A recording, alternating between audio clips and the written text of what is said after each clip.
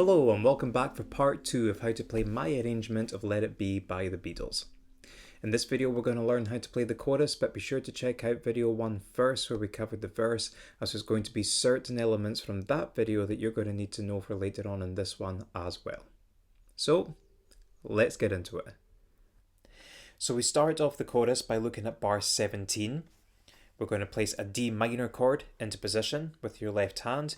You're then going to pluck both your C and your E strings together. You're going to let that ring out for one whole beat. Everything else in the bar is being played as half beats. You're going to come from the G string onto the C string. You're then going to come down with the nail of your index finger to do a full strum across that D minor chord. You're then going to place the pinky with your left hand onto fret 3 of your A string. That's going to give you a high C. We pluck that note and we go back onto the G string, followed up with the E string. That's going to give you... From there, take note, I've left that pinky in position on that high C for the remainder of the bar. Because now when I go into bar 18, I can leave that pinky where it is, I can remove everything else. I've now got a C chord in position using my pinky. I'm going to strum that for half a beat and then I'm going to slide that pinky up onto fret 5 of that A string. That's going to give me a high D. That's going to give me... I then go back onto the G string and I then pluck that A string this time, still with the pinky in position on that 5th fret. I also let that note ring out for one whole beat this time as well. I then go back onto the G string, take the pinky back down onto fret number 3 and I play that note twice. That bar as a whole will give us into bar 19, and I'm going to place the index finger onto the E string 1st fret. That's going to give us an F. I'm going to place the middle finger onto the C string 2nd fret. That's going to give us a D. And then I'm going to place my ring finger onto the G string 3rd fret, and that's going to give us a low B flat. I can also remove the pinky now as well. I'm going to do a downstroke here with my thumb across all 4 strings. And then I'm going to take my pinky with the left hand and I'm going to hammer on to the E string 3rd fret. That's going to give us a G. Once I've done that, I'm then going to pull off to show an F note in there as well. And then I finish that half bar by going on to the G string. So that 4 notes is going to give us... I'm just going to do that a touch slower as well. Into the second half of the bar, I've got the same shape being in place with my left hand. I'm going to pluck the 2 middle strings together, the C and the E strings, and I'm doing a similar idea to what I did at the start of the bar, but this has been played as a triplet instead.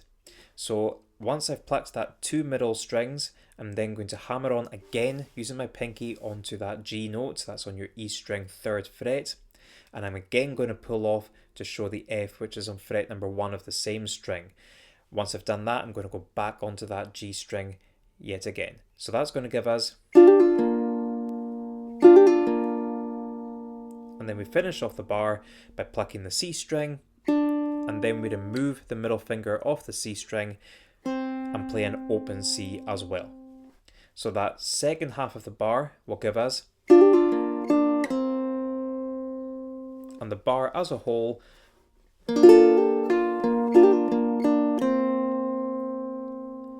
And I'm just going to do it one last time, just a little touch slower as well.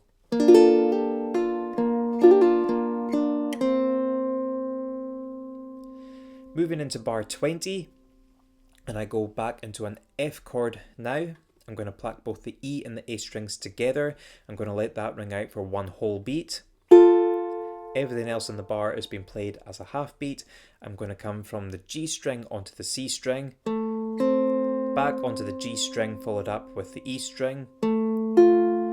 And finally, I'm going to finish off the bar by plucking the C string and then the G string one last time. That bar as a whole will give us... Notice how light I was with my thumb when I plucked that note in the middle there too. And that essentially is the chorus. bars 21 through to bar 24 is the exact same as what we did in bar 5 through to bar 8. So there's nothing new for the second half of the chorus that you haven't already done in video number 1. So I'm going to take it from the final 4 notes that we left off with from the previous video. This is the second half of bar 16. I'm going to play what we just played there, bars 17, 18, 19, 20, and I'll do bars 21 to 24 as well. So we're going to have